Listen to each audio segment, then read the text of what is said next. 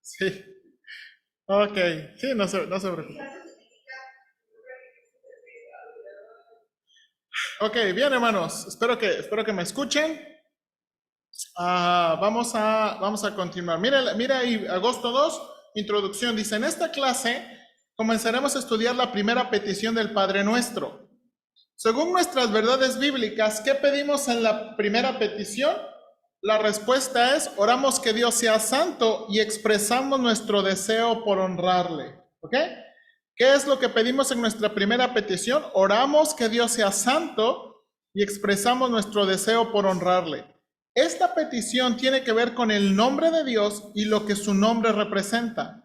MacArthur describe la importancia mostrando negativamente lo siguiente, y no lo vamos a leer porque está aquí en el capítulo comenzando el libro. Entonces, ok, síganme ahí por favor los que tienen el libro. Vamos a comenzar página 53 y también aquí en la pantallita, ¿verdad? Página 53 los que tienen el libro, ¿verdad? Y está aquí en la pantalla, ¿ok? Déjame comenzar. A través de los siglos no ha habido nombre que ha soportado más abusos que los que le pertenecen a nuestro Padre Celestial y a su Hijo Jesucristo. Usado en un epíteto o en una maldición, en una conversación casual o formal, en discusiones seculares o teológicas, sus nombres se tratan a menudo con falta de respeto más que con respeto o exaltación. Martin Lloyd Jones ofrece una perspectiva perspicaz sobre la manera en que usamos el nombre de Dios. ¿Qué idea y nociones tan indignas tiene este mundo acerca de Dios? Si usted pone a prueba sus ideas acerca de Dios a la luz de las Escrituras, se dará cuenta rápidamente lo que quiero decir. Carecemos hasta de un sentido adecuado de la grandeza, el poder y la majestuosidad de Dios. Escuche a los hombres discutir acerca de Dios y notará la manera tan superficial en que usan el término. En verdad, es casi alarmante observar cómo todos tendemos a usar el nombre de Dios. Obviamente no nos damos cuenta de que estamos hablando del Dios bendito, eterno, absoluto y todopoderoso. En cierto sentido, deberíamos quitarnos el calzado cuando usamos su nombre. Y creo que es cierto, ¿verdad? Aunque podemos sentirnos incómodos y expresar nuestro disgusto cuando escuchamos a alguien usar el nombre de Dios en vano, nos caería bien examinar la actitud de nuestros propios corazones. La indiferencia y falta de respeto que merece su nombre por parte de aquellos que lo aman puede ser tan atroz como el pecado. Desgraciadamente, este último problema el que a menudo abunda en el cristianismo.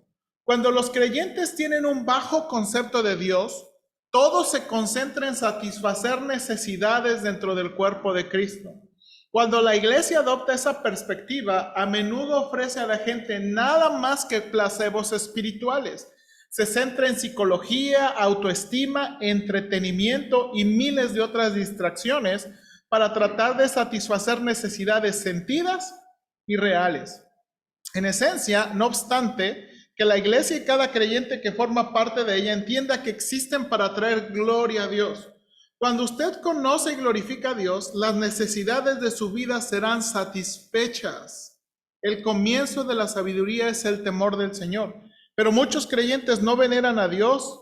Sus propias acciones demuestran su irreverencia. En lugar de temblar ante la palabra de Dios, retuercen sus verdades o las suplantan con la filosofía del mundo. Los cristianos en realidad necesitan ser confrontados por su verdadera necesidad, un entendimiento de la santidad de Dios y de su propia pecaminosidad para que puedan ser útiles para su gloria. Cuando tenemos una relación correcta con Dios, cada aspecto de nuestra vida encajará en el lugar que se le ha ordenado divinamente. Esto no significa que debamos ignorar los problemas de la gente. Debemos interesarnos por ellos, así como lo hace Dios. Pero debe haber un equilibrio y comienza con un alto concepto de Dios. Debemos tomar en serio a Dios y respetarlo completamente. Teniendo en cuenta esto, usted puede entender por qué la oración es ante todo un reconocimiento de la gloriosa majestuosidad de Dios y nuestro sometimiento a ello. Todas nuestras peticiones, todas nuestras necesidades y todos nuestros problemas se sujetan a Él. Dios debe tener la prioridad en todo aspecto de nuestra vida y, por supuesto, en los momentos de comunión más profunda con Él. La oración no debe ser una rutina casual que rinde homenaje pasajero a Dios. Debe ser una experiencia profunda que abre grandes dimensiones de reverencia, admiración, apreciación, honra y adoración. Ok, ¿qué piensan hasta aquí? ¿Creen que el hermano tiene razón?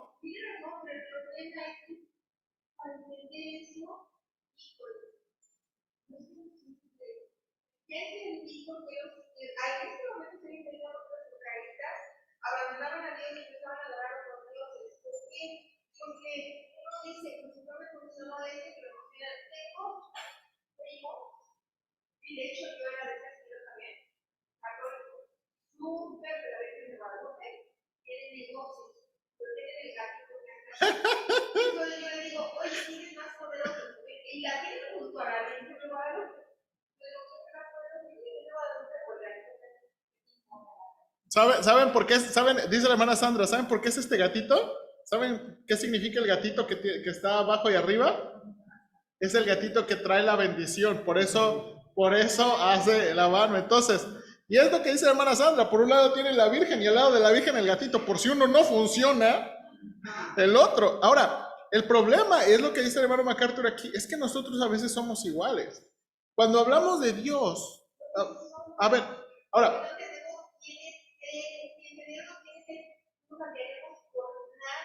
ahora, ahora, ahora, sí, hermana Sandra, ahora nada más quiero ayudarle. Usted a veces piensa muy radical, entonces, tranquilo. O sea, hay que tener, hermano, las cosas no son radicales, no. Si entendiéramos así, pues sí, pero no somos así. Entonces crecemos gradualmente, hermanos, es como los niños. Es que si me obedecieran, pero los niños aprenden gradualmente, entonces hay que entender que la vida no es radical, que a veces tomamos buenas decisiones, a veces no tomamos buenas decisiones. Entonces, bueno, primero hay que tranquilos con lo radical. Y lo segundo, lo que está diciendo el hermano aquí, hermanos, por eso la primera petición, nota aquí, la primera petición es santificado sea tu nombre. Y la manera en que está introduciendo el hermano es, tenemos que entender por qué su nombre es importante. ¿Por qué la primera cosa que debemos hacer es, Señor, santifica tu nombre? Y qué otra manera podemos, en lugar de repetir, porque recuerden, muchos de nosotros conocemos el Padre Nuestro. En lugar de repetirlo fríamente, ¿qué otras frases o expresiones pudiéramos usar que cumplen el corazón de esa petición? Porque recuerde que es el punto de la petición. Ana. Dando gracias, dando gracias. Exactamente. Y este es el punto de la petición. O sea, este es el punto de la petición y esto es lo que vamos a estudiar, ¿ok? Entonces, bien. Ok, Ana, a ver.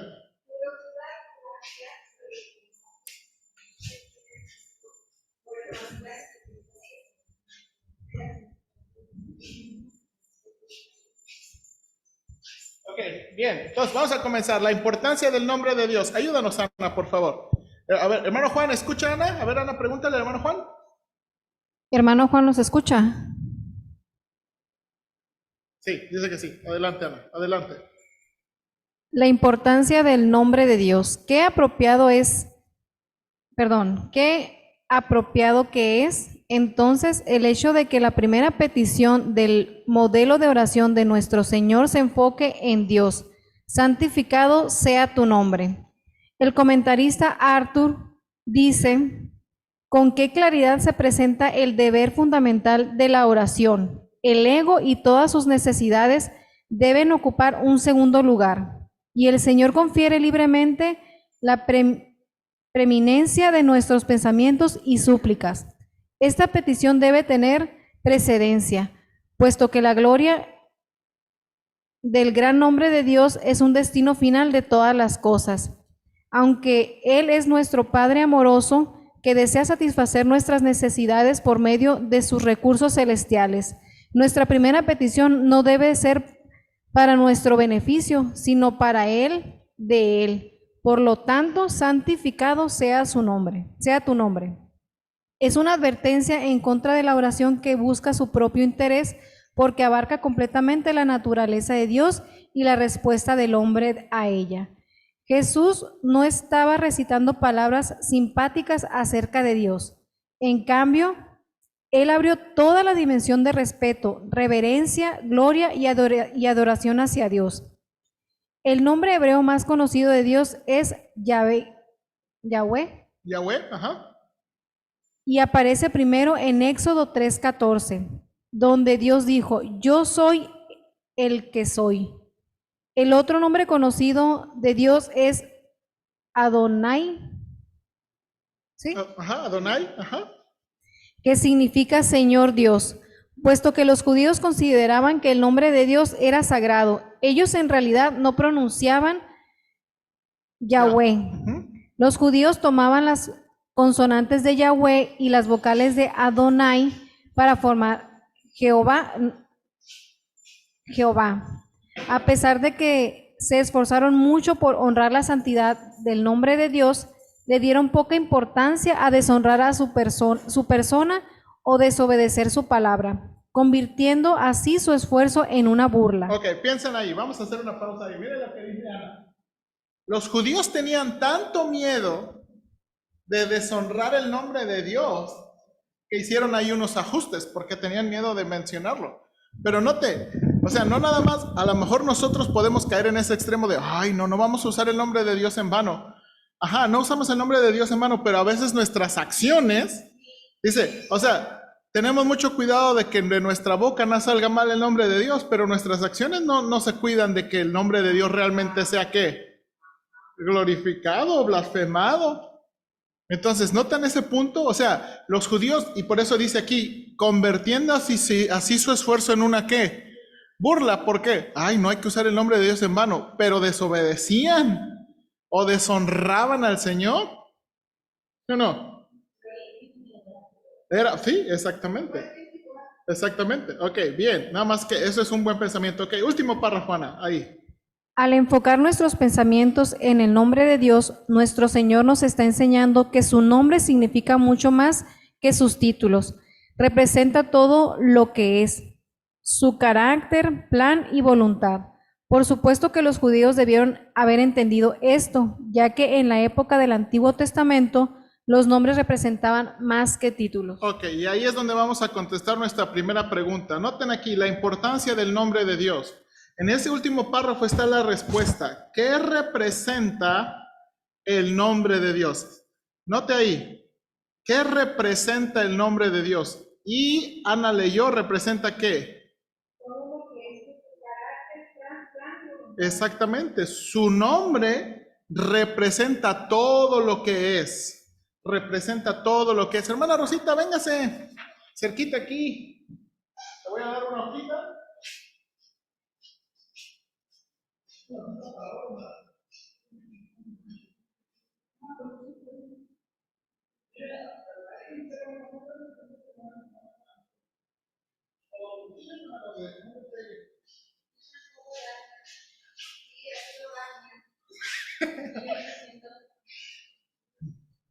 Ok, entonces, note aquí, ¿vamos bien? Entonces,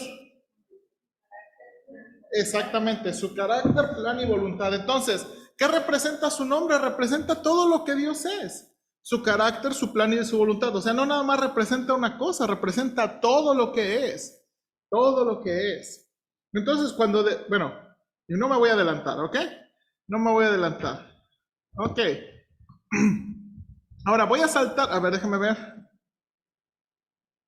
Ok, sí.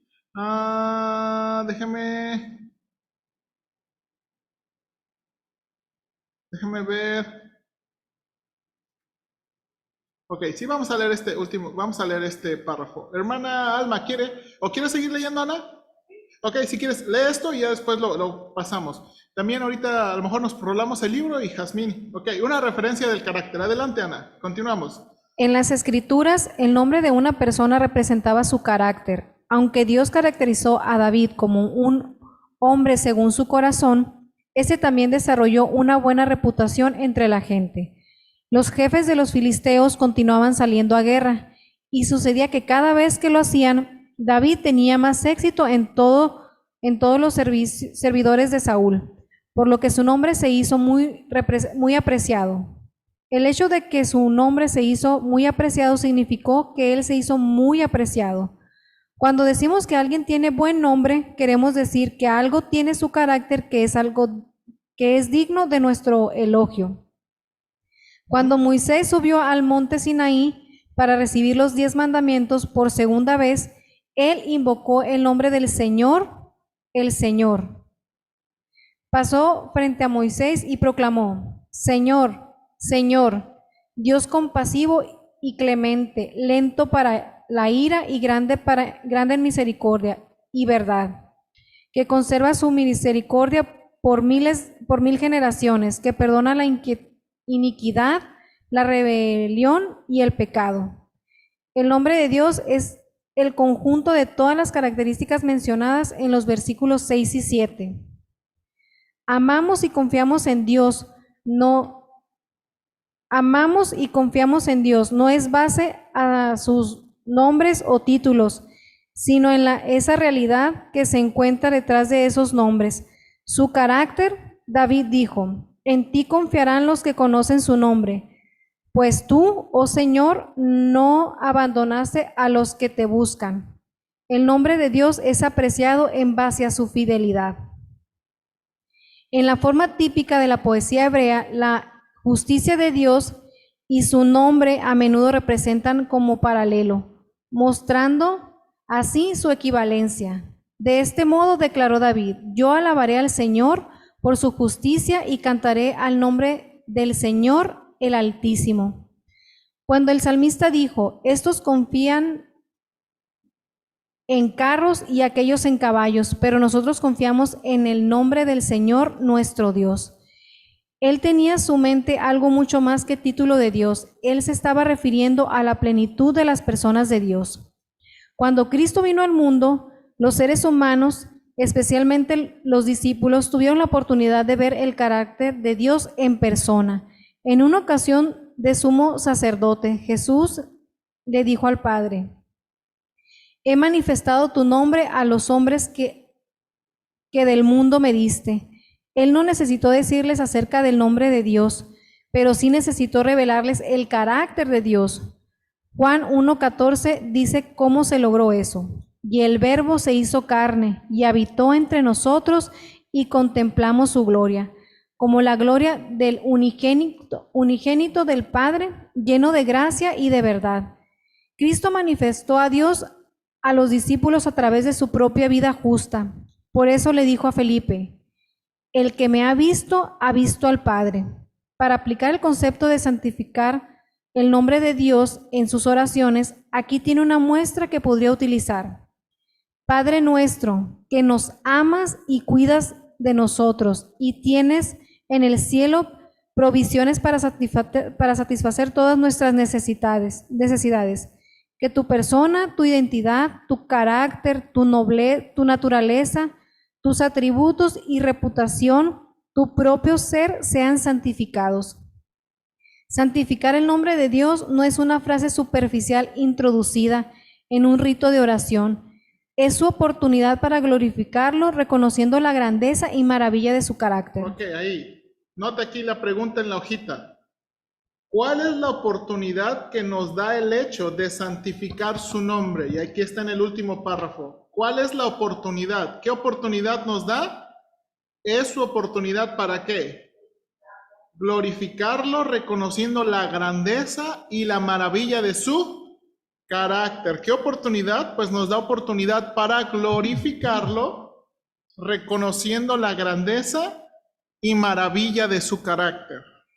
Nos da la oportunidad de glorificarlo. Entonces, es lo que decía Ana, miren lo que el hermano hizo. O sea, miren, en lugar de usar la palabra santificado sea tu nombre, podemos usar esta frase: Padre, que nos amas y cuidas de nosotros y que tienes en los cielos provisiones para satisfacer todas nuestras necesidades físicas, espirituales, emocionales. Que en tu persona, tu identidad, tu carácter, tu naturaleza, tus atributos, tu reputación, tu propio ser sea santificado. Entonces, hermanos, miren qué diferente es, ¿verdad? O sea, miren lo que el hermano nos está ayudando. Cuando oramos y en esta petición, en lugar de ser nada más así: Señor, santificado te da tu nombre. ¿Qué significa eso? ¿Qué significa eso? ¿Qué significa? A ver, entonces, Exactamente. Exactamente. Exactamente. Entonces, ahora hermanos, note esto, y es algo que he estado intentando hacer en la casa. No sé si mi esposa se ha dado cuenta, pero con esto del libro me ha estado ayudando a pensar más. Necesito dejar de decir frases por dejar de decir frases. Bendito Padre Celestial que moras en la tierra, en el cielo y en todo lugar. Es una frase correcta y verdadera, pero a veces nada más es como así aprendí a empezar a orar. Pero realmente tener en nuestra mente, Señor, tú eres grande. Por ejemplo, me ha gustado mucho cuando mis hijos que en la noche se ponen tengo miedo, prende la lámpara, me da miedo la oscuridad. Trato de decirles, hijos, Dios, Jesús es súper poderoso. Y me gusta usar esas palabras con ellos, porque, ¿verdad? Ellos entienden más eso. Él es súper poderoso. No debemos tener miedo. Y es la realidad, hermanos. Él es súper poderoso. Entonces, podemos usar, ¿verdad?, frases que nos ayuden a eso, a honrarlo. Señor, oramos a ti porque tú sí nos escuchas. Señor, oramos a ti porque tú sí puedes contestarnos. Oramos a ti porque tú tienes toda capacidad. Podemos usar ese tipo de frases.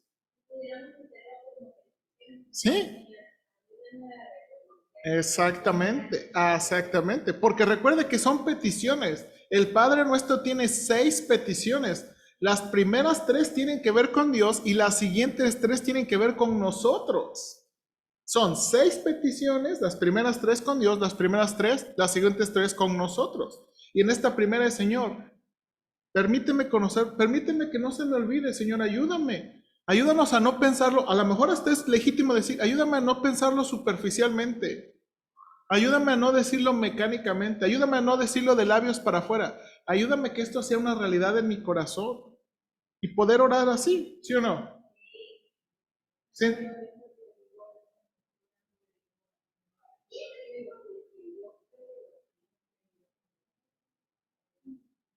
Sí,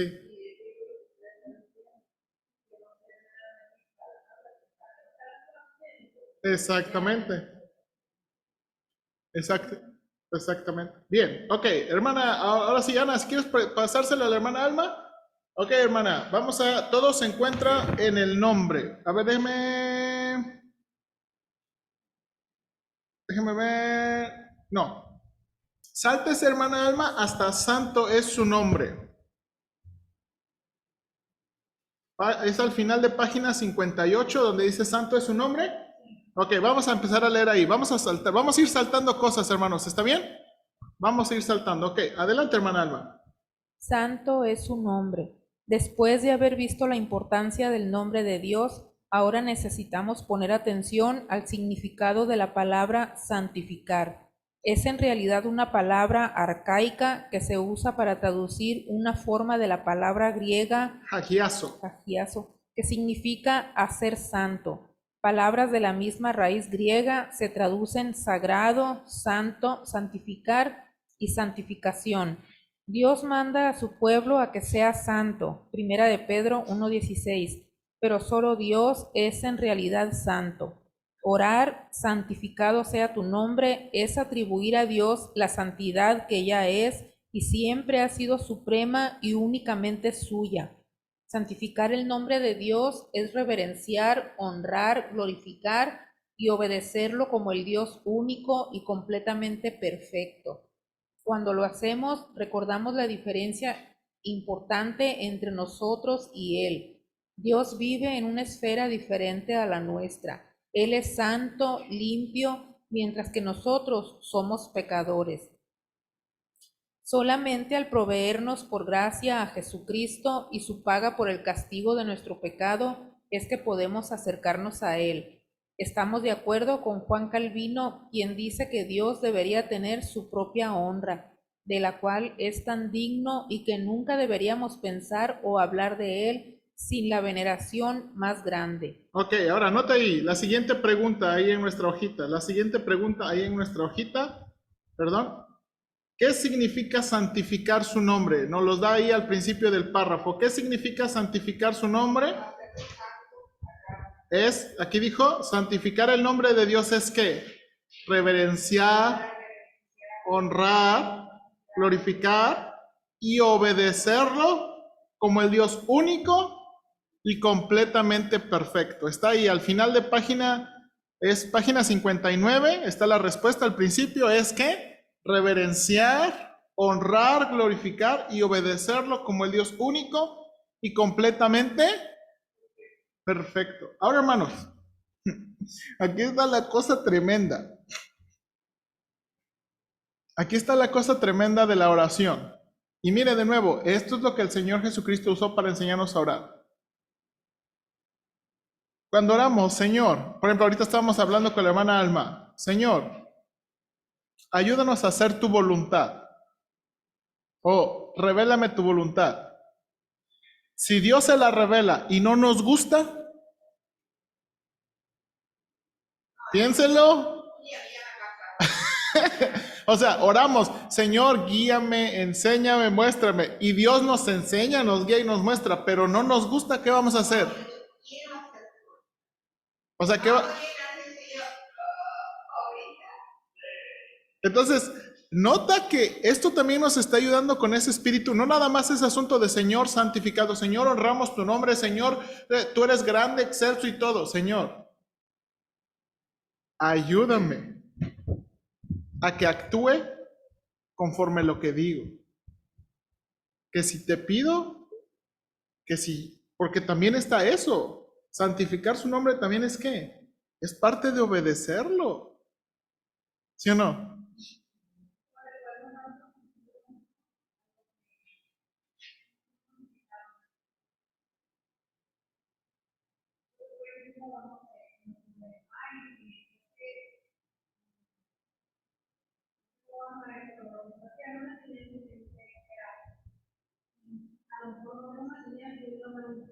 Sí, puede ser. Ahora, aquí viene la cosa. Por eso es importante y es lo que nos va a enseñar. La manera correcta de entender va a ser a través de la palabra.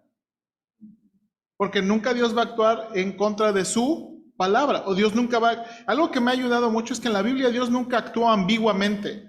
O sea, la gente que pedía guía de Dios no estaba, oye, ¿será o no será? No, entendían la instrucción que clara.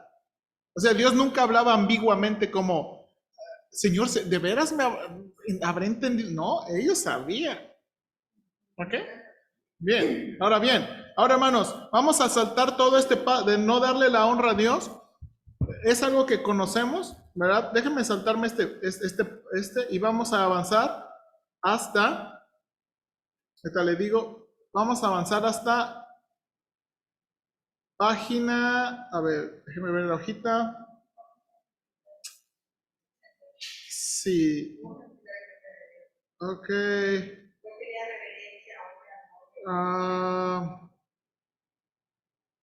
Sí, hasta cómo santificar el nombre de Dios. Página 63. Bien, sí, gracias, Jasmine. Nada más quería ver que no. Página 63. Hermana Alma, ¿cómo santificar el nombre de Dios? ¿Ok? Sí. ¿Cómo santificar el nombre de Dios? Santificar el nombre de Dios, como todas las demás manifestaciones de justicia, empieza en el corazón. El apóstol Pedro nos dice, santificad en vuestros corazones a Cristo como Señor. Cuando santificamos a Cristo en nuestros corazones, también lo santificaremos en nuestra vida. Veamos algunas maneras prácticas en que usted pueda hacer eso y también asegurarse de que Dios sea santificado en su hábito de orar. Ok, bien, ahí vienen, hermanos. En su hojita, ¿cuántas hay para llenar? Cuatro, ok, pues vamos a ver cuatro.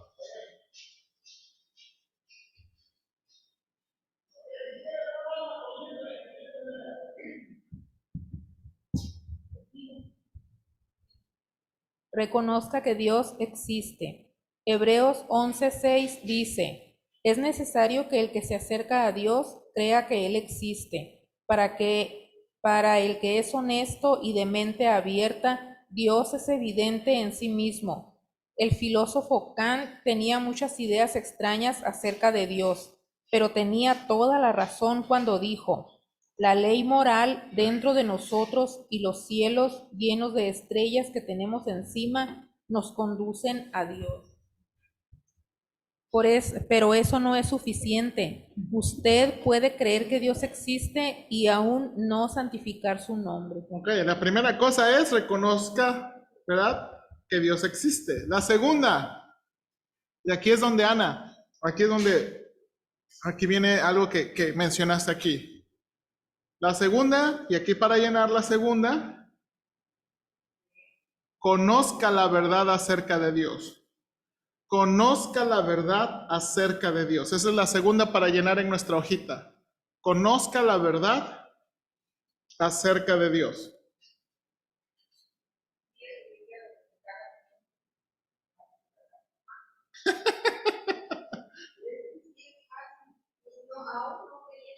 Ujú, ujú. Ok. Ok, bien. Ahora sí, hermana Alma, adelante. Vivir en obediencia. No, ahí, conozca la verdad. Mucha gente dice, hay que leer esa parte. Sí, perdón, me vinqué. Conozca la verdad acerca de Dios.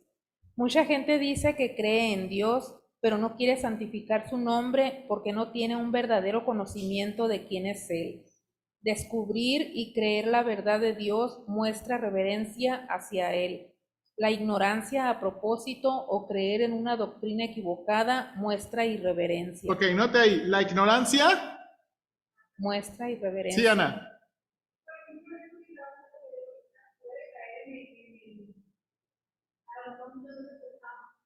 Yo no pienso que entiendo porque, ya no veo. Pienso, ya no veo. Ya no veo. Sí. Sí, hermanos, y es algo, de nuevo, hermanos, la ignorancia a propósito es peligrosa, es una ofensa al Señor. Hermanos, recuerden que la ignorancia es muy cómoda. Yo no sé, no leo, mejor y así, ¿verdad? Me vivo. Pero eso también ofende al Señor. Exactamente, exactamente. Ahora, note lo que sigue diciendo el hermano MacArthur.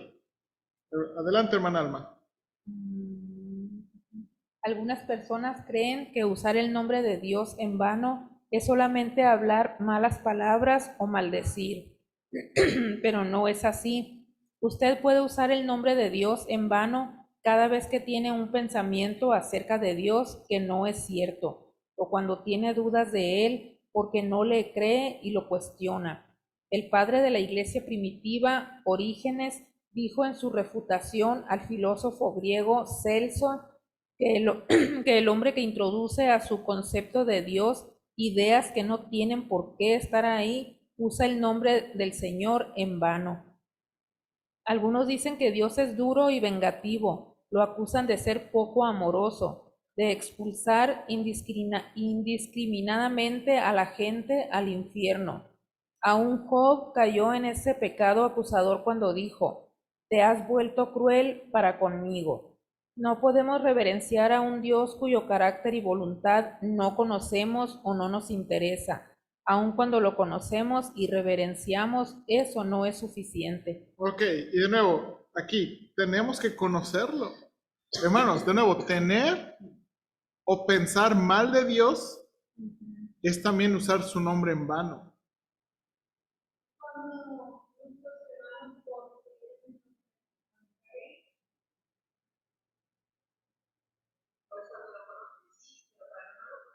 Porque la verdad, o sea, la verdad es que desde la comunidad que vive se compara.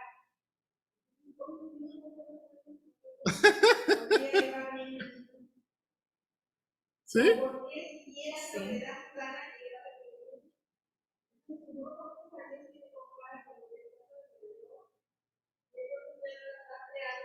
un Dios que dice, oye, supone que no hay preferido. Pero ¿por qué? Y eso es lo que, y lo que hermana está ilustrando, hermana Sandra, es un mal pensamiento de Dios. Eso es un mal pensamiento de Dios, porque sabemos que Dios no es así. Bueno, cuando sabemos, pero no sabemos, Ok, ahora, espérenme, hermana Sandra, vamos a continuar porque ya nos metió muchas ilustraciones. ¿Ok? Tercera, estar conscientes de su presencia. La tercera en nuestras hojitas. ¿Cómo podemos santificar el nombre de Dios? Estar consciente de su presencia es la tercera.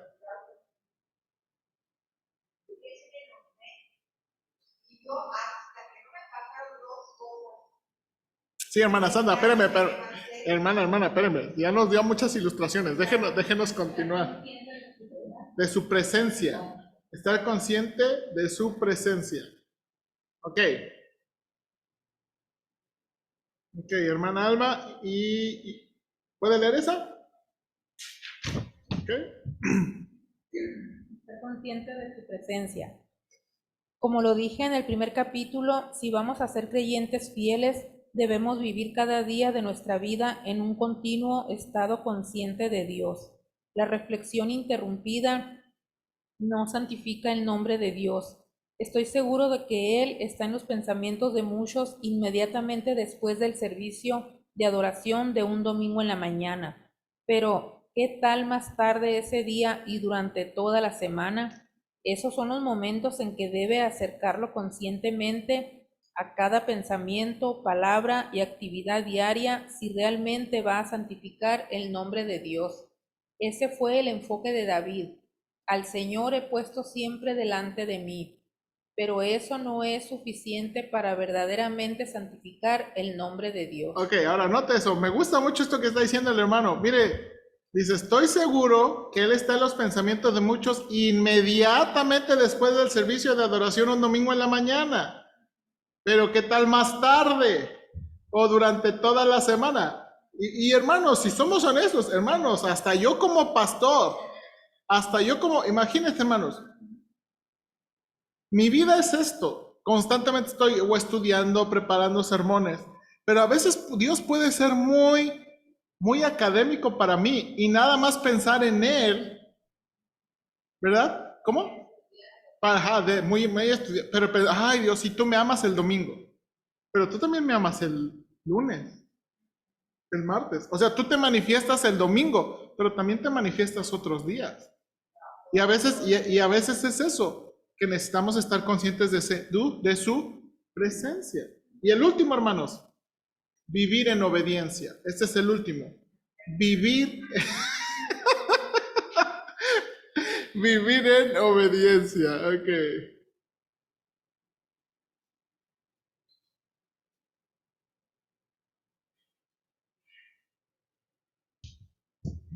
Ok. Bien. Esto, hermana Alma, terminamos con esa parte de este capítulo.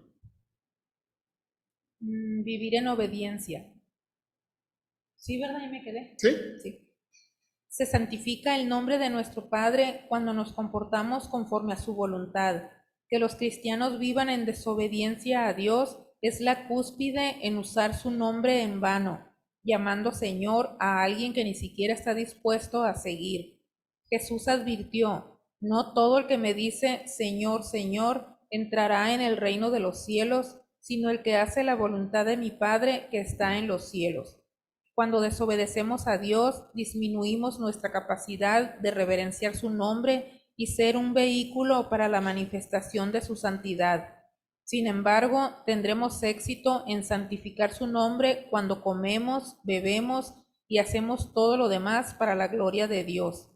También honramos su nombre cuando atraemos a otros a Él debido a nuestro compromiso. Debemos alumbrar nuestra luz delante de los hombres, de modo que vean nuestras buenas obras y glorifiquen a nuestro Padre que está en los cielos. Cuando usted tiene los pensamientos correctos acerca de Dios y vive rectamente, entonces santificará su nombre. Salmo 34:3 resume la enseñanza de esta frase con esta exhortación. Engrandeced al Señor conmigo, ensalcemos juntos su nombre. La próxima vez que ore, espero que se vea entrando al recinto donde está el trono de Dios, un lugar santo donde se le debe honrar. No tema cuando entre a ese momento de soledad con el Dios del cielo. Solo asegúrese de tratar ese tiempo con el respeto que merece su santísimo nombre. Ok, bien, hermanos. Bien. Y aquí terminamos el capítulo 4, ¿ok? Tenemos otros minutitos. ¿Le parece bien si comenzamos el 5? ¿Ok?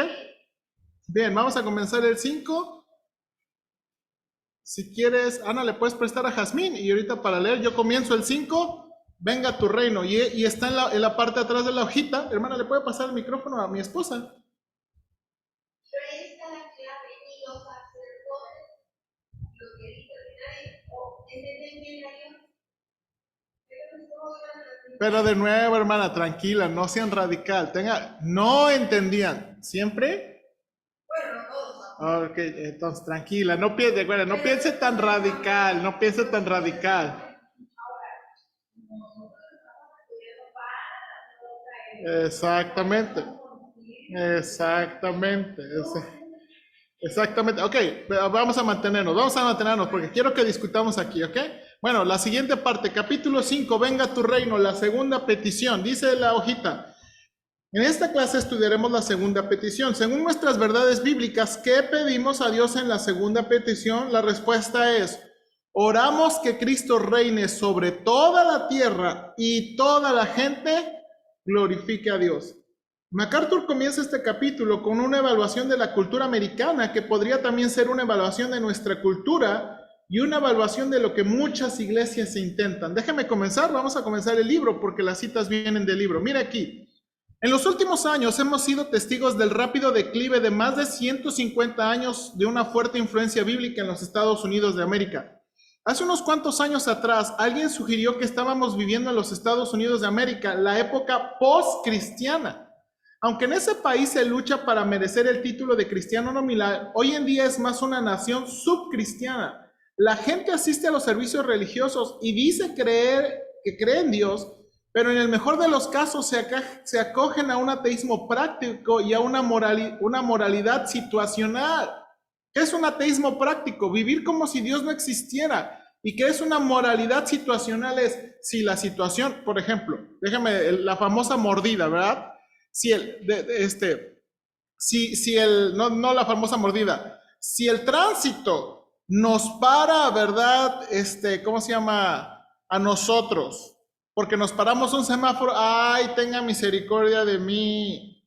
Pero si otro se pasa el semáforo, no, lo debería agarrar, ¿verdad? Y tenemos una moralidad situacional. Si nos toca, que nos tengan misericordia, pero si no nos toca, que les den duro. Esa es parte.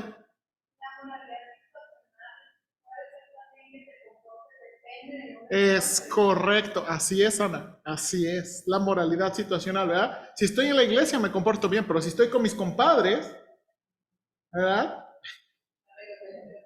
Exactamente, ¿ok? Ahora, nota aquí, cualquiera que sean los vestigios de la religión cristiana que aún quedan en esa cultura, se han vuelto débiles y comprometedores si es que no son propios de alguna secta o grupo apóstata. Esta nación ahora ratifica, por medio de los cuerpos legislativos y las cortes, una agenda específicamente anticristiana.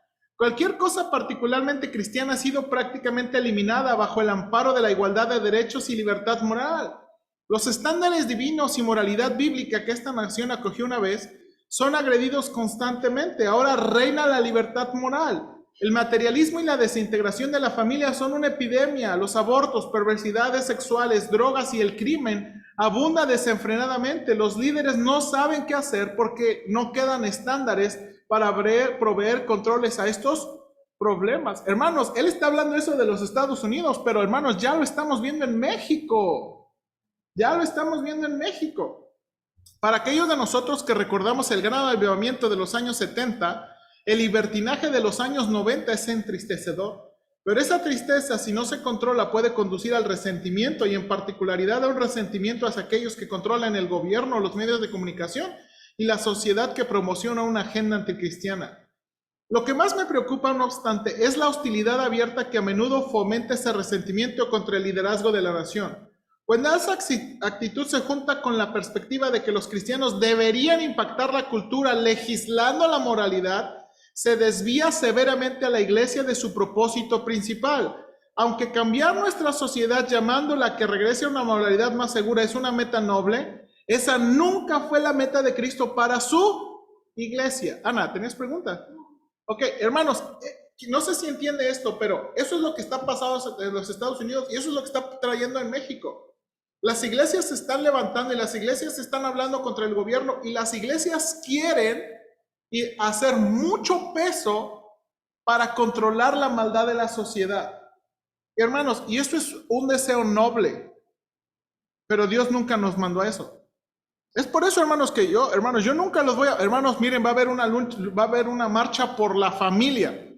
Yo no los voy a convocar a una marcha por la familia. Si usted quiere ir a marchar, marche, pero yo nunca lo voy a convocar, porque nunca fue el propósito de la iglesia.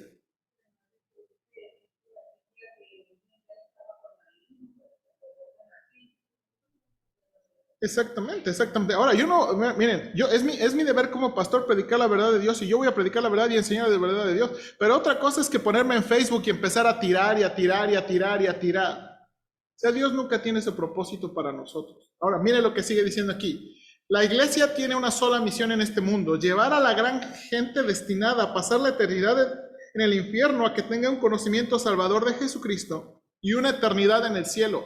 Si la gente muere en un gobierno comunista o en una democracia bajo un tirano o un dictador benévolo, creyendo que la homosexualidad está bien o mal, o creyendo que el aborto es el derecho fundamental de elegir de una mujer, o simplemente un asesinato en masa, eso no tiene nada que ver con determinar dónde pasará la eternidad. Si nunca conocieron a Cristo y nunca le recibieron como Señor y Salvador, pasarán la eternidad en el infierno. Eso es la cosa más importante. Hermanos, porque este es el punto. A lo mejor usted dice, ay, es que aquí en la iglesia hay gente que apoya el LGTBI, es que hay gente que apoya el aborto. Hermanos, hay gente así en la iglesia.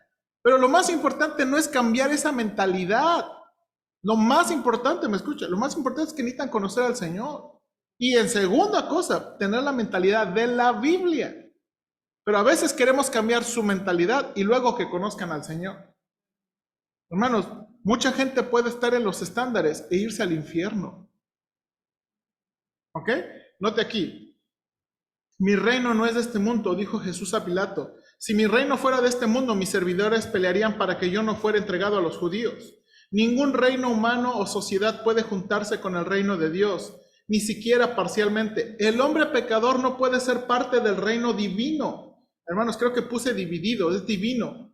Por eso aquí en la hojita puse dividido y es divino. Ay, perdóneme, ¿eh? Ay, corríjale aquí. Esto no es dividido, es divino. ¿Ok? Sigo leyendo. Por eso nunca podemos sacar adelante el reino de Dios tratando de mejorar el estado moral de nuestra sociedad. Las causas buenas y nobles pueden ser dignas de apoyo, pero no tienen impacto para ayudar a entrar al reino terrenal de Jesucristo. A lo mucho pueden retardar la corrupción que siempre e inablatablemente caracteriza a las sociedades y reinos humanos. Hermanos, mire, piensen en esto. Hay muchas causas nobles. Por ejemplo, hermanos, toda la gente que está ayudando a los refugiados, toda la gente que está ayudando a la hambruna en África. Qué bueno. Pero eso no ayuda a la gente a entrar al reino de los cielos. ¿Cómo entra uno al reino de los cielos? Arrepintiéndonos de nuestros pecados y conociendo a Cristo. Hermanos, y por eso dijimos, gracias a Dios porque podemos dar agua, gracias porque podemos dar a veces un plato de comida, pero eso no los ayuda a entrar al reino de los cielos. Y hay que tener cuidado con eso. Ahora, eso ayuda a que escuchen, pero no los mete en el reino de los cielos. Hay que tener cuidado con eso. Ningún reino humano durará para siempre, porque dentro de sí están las semillas pecaminosas de su propia destrucción. La justicia engrandece a la nación, pero el pecado es afrenta para los pueblos. Proverbios. En las generaciones pasadas Dios permitió que todas las naciones anduvieran en sus propios caminos. Aunque todos los reinos del mundo se levantan y caen, las puertas del Hades jamás prevalecerá contra el reino de Dios. Puede que esté frustrado por la agenda inmoral de la nación y su animosidad hacia Dios, pero puede tener plena confianza en que aún ahora mismo Cristo está edificando su iglesia. Un día el Señor regresará para establecer su propio reino perfecto. Entonces finalmente alcanzaremos lo que tanto hemos ansiado y lo que los discípulos de Cristo del primer siglo desearon: ver a Cristo gobernar sobre la tierra y la gente del mundo doblar su rodilla ante Él. Por eso, hermanos, ¿qué es la segunda petición? Venga tu reino, venga tu reino. Y déjeme saltar aquí. La promesa de Dios. Jazmín, ayúdame ahí, la promesa de Dios. Página, ¿sí lo tienes? Ok. Bueno, la promesa de Dios, el único que tiene derecho a gobernar y reinar no es nadie más que el Rey mismo, el Rey de Reyes y Señor de Señores, Jesucristo. El Salmo 2, 6 al 8 dice de él: Yo he instalado a mi Rey en Sión, mi monte santo. Yo declararé el decreto. El Señor me ha dicho: Tú eres mi hijo, yo te engendré hoy. Pídeme y te daré por heredad las naciones y por posesión tuya los confines de la tierra. Isaías 9:6 dice: El dominio estará sobre su hombro. Jesucristo es aquel que cumple la promesa de un rey venidero. Él estaba destinado a ser el Mesías, el ungido. Él es la esperanza de Israel, la esperanza de la iglesia y la esperanza del mundo. En uno de sus sueños, Daniel vio una estatua representando los reinos del mundo que la desmenuzó una piedra que se había desprendido, la cual representa a Cristo. Luego la piedra llenó toda la tierra. El simbolismo es claro. Cristo al final aplasta los reinos de los hombres y establece el suyo. Cristo es inseparable de su reino. El santo propósito de Dios es exaltar a Cristo en la consumación de la historia cuando el Hijo gobierne y reine en su reino. El Talmud judío tiene razón al decir que la oración en que no se menciona el reino de Dios no es oración en lo absoluto. Ok, ahora nota aquí está la primera pregunta. Cristo es inseparable de su reino. Estamos en este último párrafo. ¿Cuál es el propósito de Dios teniendo en cuenta esta declaración? Cristo es inseparable de su reino. Note aquí esta frase. El santo propósito de Dios es exaltar a Cristo en la consumación de la historia cuando el Hijo gobierne y reine en su reino. ¿Cuál es el propósito de Dios? Exaltar a Cristo en la consumación de la historia cuando el Hijo gobierne y reine en su reino.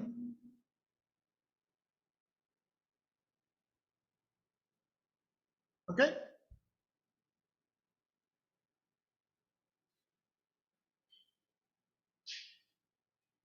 ¿Ok? Exaltar a Cristo en la consumación de la historia cuando el Hijo gobierne y reine en su reino. Déjame darle una ilustración de esto, una ilustración actual. No sé si usted escucha la radio o ve las noticias, pero ahorita en México traen una revolución por los libros de texto de la SEP.